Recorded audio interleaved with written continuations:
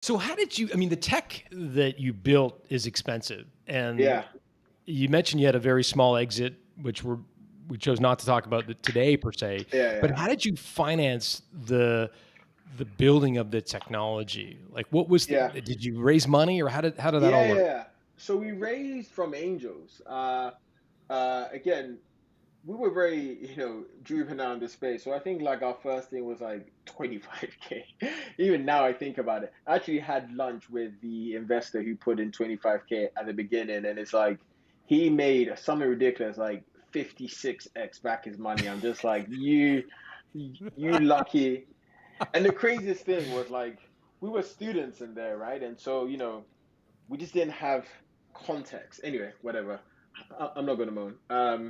Uh, yeah. So it was all angel financing. So I think over the course of the business, we raised. I want to say 1.6 million max, and that was intentional. And the reason that was intentional because I had designed the business that when we exit, it would be for like tens of millions rather than hundreds of millions.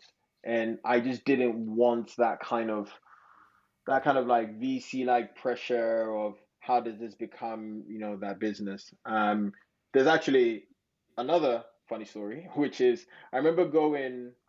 I had a random intro to a VC.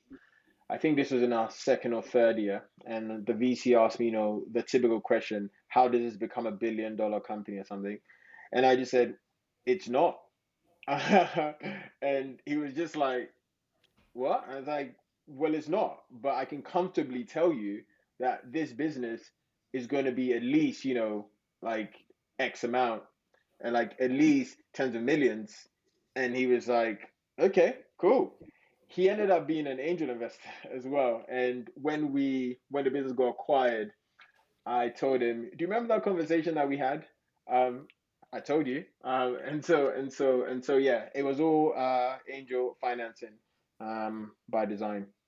And when you say angel and financing, that comes in different flavors. Yeah. Sometimes angel investment rounds can be very formal, incubators with very Mm. formal agreements, and then others it's like a kind of a quick check at a coffee shop and like let me know if anything happens with this kind of thing. So where were you on that spectrum? Was it fairly Oh, formal or yeah, fairly more in? formal, more formal.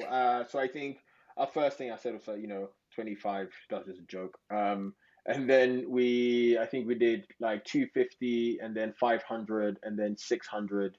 So it's very formal, very much like we're raising to get to this function, we're raising to get to this function.